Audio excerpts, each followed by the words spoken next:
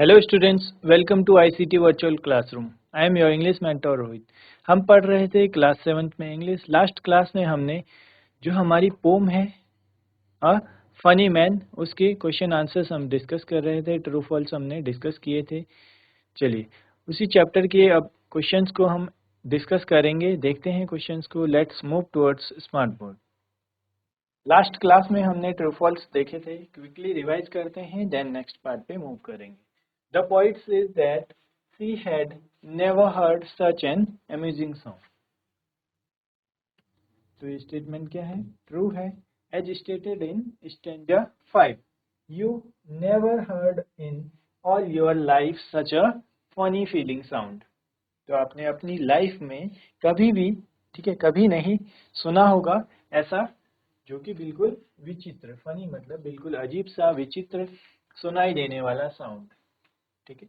Next, the funny man was quite ill mannered. क्या ऐसा था? The funny man was ill mannered. तो आप बोलेंगे स्टेटमेंट क्या होगा? स्टेटमेंट इनकरेक्ट है। क्यों? Because the funny man looks very polite. तो क्या होगा? स्टेटमेंट हमारा फॉल्स हो जाएगा answer. As mentioned in stanza 2, his manners were polite. उसकी जो मैनर्स है, उसका बिहेवियर है, वो बहुत ही पोलाइट था। Next, funny man wore two hats in on his feet. तो ये स्टेटमेंट ट्रू है। आप सभी को पता है उसने क्या है, पैरों पर 2 टोपियां पहनी थी और सर पर एक जूता पहना हुआ था। So the statement is true. As shown in stanza 6, why do you wear 2 hats upon your feet? तो इससे हमें पता चलता है जो फनी मैन है उसने क्या है, 2 हैट्स पहने हुए थे अपने पैर पर। ठीक है, चलिए आगे बढ़ते हैं।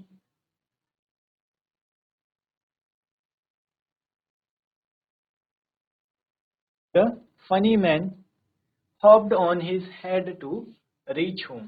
तो ये स्टेटमेंट भी हमारा क्या है? ट्रू है। As stated in stanza 6, hopped home on his head। इसका मतलब है कि अपने सर के बल उछलता कूदता अपने घर की तरफ चला जाता है। ठीक है। Next, a funny man give rose to the poet. Funny man ने पोइट को रोज दिया। आंसर क्या है? False. According to stanza 3, he offered currant bun. Currant bun होता है जो किशमिश या फिर मुनक्का जिसे हम बोलते हैं, सीडलेस रेजिन्स बोला जाता है जिसे। ठीक है। करंट है सीडलेस रेजिन्स, आप सभी को पता है किशमिश। तो जो सीडलेस रेजिन्स होते हैं इसमें बीज नहीं होते, बिना बीज वाला किशमिश। Next, the funny man smiled at the poet. तो ये स्टेटमेंट भी हमारा ट्रू है। As mentioned in stanza 2, he raised the shoe and smiled at me. तो उसने क्या किया? अपना शूज उठाया, ऊपर उठाया और मेरी तरफ देखकर स्माइल किया। तो ये स्टेटमेंट ट्रू होगा। ठीक है, चलिए यहाँ तक हमारा कंप्लीट हो गया था। नेक्स्ट हमने देखा था identify the words from the pome based on the meanings given. Share your answers with your classmates and the teacher.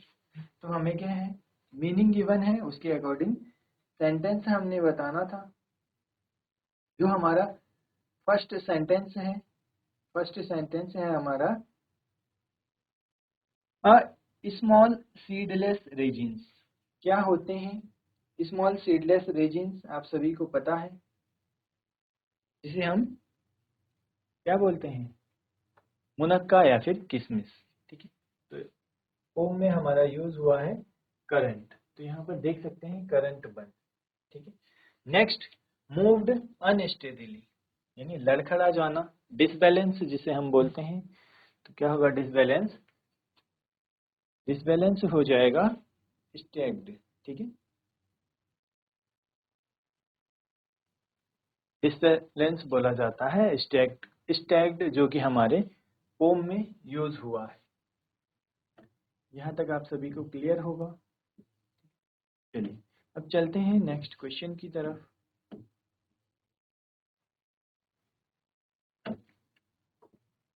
Complete the following sentences with a reason. हमें सेंटेंसेस गिवन है, उसके हमें रीजन बताने हैं। First, the tone of the poem is dash because. तो यहाँ पर क्या है, बिकॉज डैश, यहाँ पर फिलअप्स आएंगे।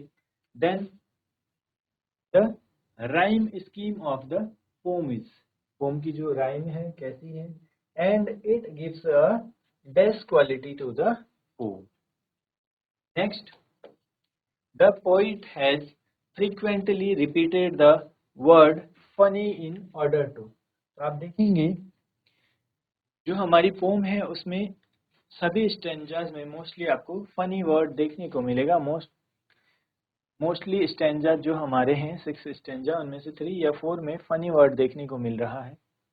ठीक है, तो ये क्यों रिपीट हो रहा है, फ्रीक्वेंटली रिपीट होने का क्या रीजन है, ये हमने बताना है। चलिए ट्राई करेंगे क्या हो सकते हैं आंसर्स इसके।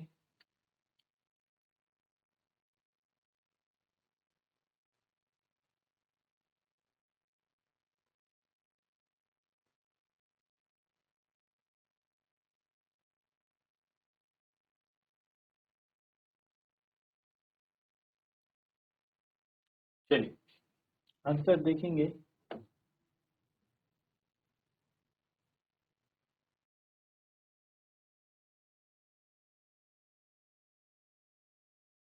फर्स्ट है, the tone of the poem is light hearted. ठीक है, जो पोम है उसका टोन कैसा है, लाइट हार्टेड है, and humorous because the man's strange and absurd actions make the situation comical. तो स्ट्रेंज क्या होता है, स्ट्रेंज होता है बिल्कुल ही विचित्र सा। ठीक है, और एब्सर्ड होता है इररिलेवेंट।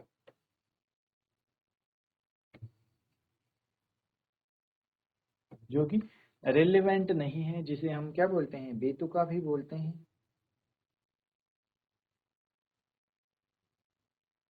इसमें क्या है, the tone of poem is light hearted and humorous because the man's strange and absurd action make the situation comical. जो मैन है, जो फनी मैन है, उसके जो एक्शंस थे, ठीक है, बिल्कुल स्ट्रेंज थे और एब्सर्ड थे। एब्सर्ड होता है इररिलेवेंट, जैसे जिसे हम बेतुका भी बोल सकते हैं। ठीक है, तो वो क्या बनाता है, सिचुएशन को कॉमिकल बना देता है, मजाकिया बना देता है। Next, the rhyme scheme of the poem is AABB। Rhymes होती हैं different, which gives it a musical and playful rhythm. Third, the poet repeats the word funny several times। Poet ने क्या है, फनी वर्ड को बहुत बार use किया है, repeat किया है, to highlight the man silly and ridiculous behaviour. जो मैन है उसका सिली बिहेवियर, रेडिकुलस बिहेवियर बताने के लिए। रेडिकुलस सिली कैसे बोल सकते हैं, आप देख सकते हैं उसने क्या पहना हुआ था, उसने अपने पैरों पर टोपियां पहनी है, सर पर शूज पहना हुआ है। ठीक है, सर पर शू पहना है, पैरों पर टोपियां हैं। और क्या करता है जो पोइट है, पोइट के नाक पर एक करंट बन निकाल कर लगा देता है। जब पोइट उसको पूछती है कि आपने अपने पैरों पर टोपी क्यों पहनी हुई है, तो क्या करता है, वो आंसर नहीं करता, दूसरी तरफ को मुड़कर सर के बल कूदता हुआ अपने घर चला जाता है। ठीक है, इसीलिए क्या है, फनी को रिपीट किया गया है हमारी पोम में। चलिए नोट करेंगे इसको।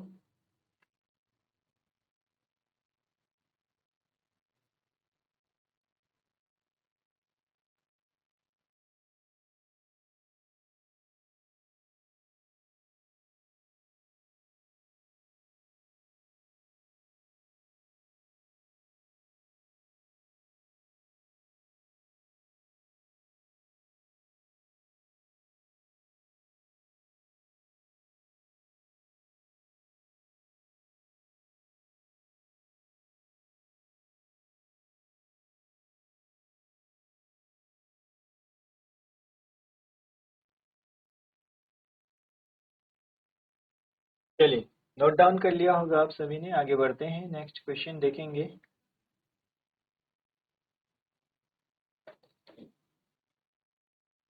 चूज द करेक्ट ऑप्शन, ठीक है, correct answer from the options given in the brackets. हमें ब्रैकेट्स में ऑप्शंस गिवन है, उसके अकॉर्डिंग आंसर सेलेक्ट करना है। The poem uses vivid imagery to create a dash humorous and nonsensical, confusing but thought provoking scene। तो यहाँ पर जो पोम है हमारी, उसमें आपको क्या देखने को मिलता है? ह्यूमरस एंड नॉनसेंसिकल सीन या फिर confusing but thought provoking.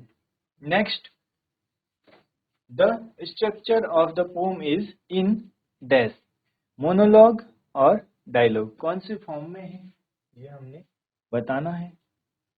Third, the phrase sounding sight and hobbed home are examples of alliteration और सिमिली। एलिट्रेशन और सिमिली लास्ट जो हमारा चैप्टर था वहां भी हमने डिस्कस किया था, ठीक है। आई होप आपको याद होगा। एलिट्रेशन होता है जहां पर रिपीट होते हैं वर्ड्स। सिमिली में आपको क्या देखने को मिलेगा? हमने लास्ट क्लास में देखा था मेटाफर, ठीक है, मेटाफर और सिमिली।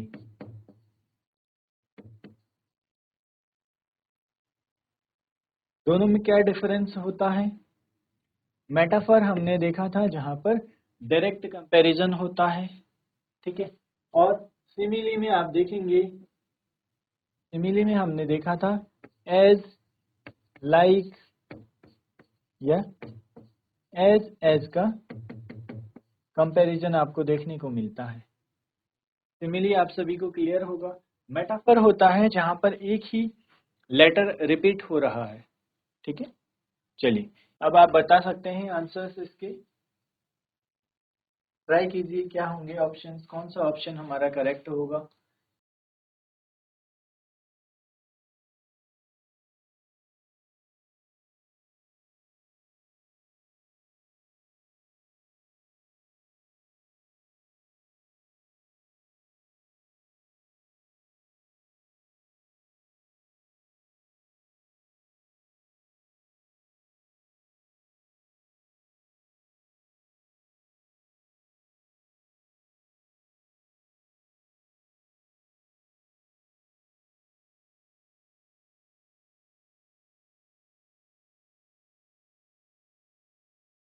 चलिए, आंसर देखेंगे।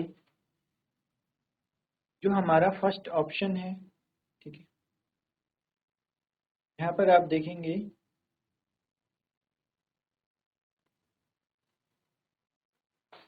The poem uses vivid imagery to create a dash humorous and nonsensical और कंफ्यूजिंग बट थॉटफुल सीन। कैसा आपको सीन देखने को मिल रहा है ये हमें बताना है। The structure of the poem is in monologue और डायलॉग। दोनों में क्या डिफरेंस होता है ये हम देख लेते हैं।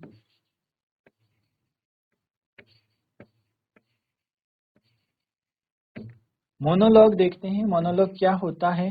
जहां पर एक ही पर्सन अपनी बात को बता रहा हो, ठीक है। मोनोलॉग जहां पर क्या होगा, एक पर्सन, ठीक है, एक लंबी स्पीच के थ्रू कोई भी स्पीच जहां पर दे रहा हो तो एक ही पर्सन इन्वॉल्व होता है। One person is involve in long speech, ठीक है। मोनोलॉग आप सभी को क्लियर है। और सेकंड है डायलॉग। डायलॉग क्या होता है? डायलॉग होता है जहां पर दो पर्सन्स हैं, उनके बीच में कन्वर्सेशन हो रहा है। आपने कुछ क्वेश्चंस किया या फिर आपने कुछ बोला और उसको सामने वाले ने रिप्लाई किया, तो इसमें क्या है, दो लोगों का कन्वर्सेशन है, दो पर्सन इन्वॉल्व है। चलिए, और एलिट्रेशन और सिमिली आप सभी को पता है, एलिट्रेशन जहां पर एक लेटर रिपीट होता है और सिमिली जहां पर कंपैरिजन होता है किसका, एज या फिर लाइक या फिर एज डैश एज। ठीक है, ये वर्ड्स अगर आपको कहीं पर देखने को मिल रहे हैं, एज लाइक, ठीक है, एज लाइक या फिर एज डैश एज, ये वर्ड्स अगर आपको देखने को मिलेंगे किसी सेंटेंस में, इट मीन्स वहां पर सिमिली होगा। ठीक है, ये फिगर ऑफ स्पीच होते हैं। हमने मेटाफर और सिमिली लास्ट क्लास में पढ़ा था, जो लास्ट हमारा चैप्टर था वहां हमने देखा था। अब हमने थर्ड एलिट्रेशन, एलिट्रेशन में रिपीट होते हैं लेटर्स। ठीक है, चलिए आंसर्स देखेंगे अब।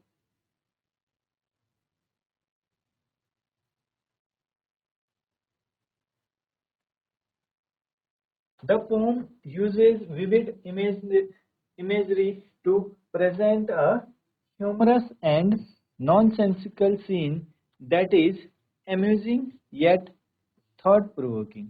ठीक है, जो कि क्या है, अम्यूजिंग है बहुत ही, और जो the poem is structured in a dialogue form. Dialogue form में क्यों है, यहाँ पर आपने देखा होगा पोइट क्या है, क्वेश्चन करता है, पोइट क्वेश्चन करती है किससे, जो फनी मैन है उससे, उन दोनों के बीच में कन्वर्सेशन भी यहाँ पर हो रहा है, इसीलिए क्या होगा, डायलॉग फॉर्म करेक्ट आंसर होगा।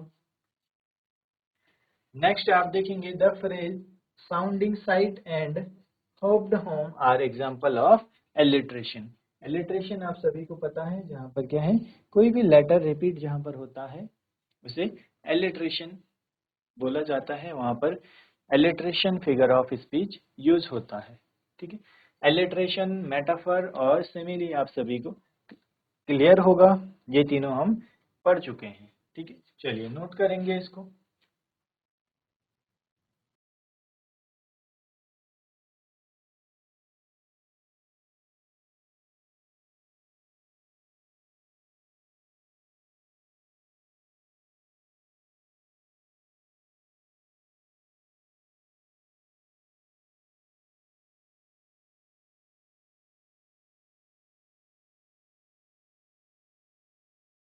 तो चलिए स्टूडेंट्स, यहाँ पर हमने क्वेश्चन आंसर्स डिस्कस किए जो हमारी पोम है उसी से रिलेटेड, उस चैप्टर के हमने क्वेश्चन आंसर्स देखे हैं। इनको आप लोग घर पर भी पढ़िए, रिवाइज कीजिए, अगर कोई भी डाउट होता है तो आप नेक्स्ट क्लास में पूछ सकते हैं। मिलते हैं आप सभी को नेक्स्ट क्लास में। Till then take care and have a great day.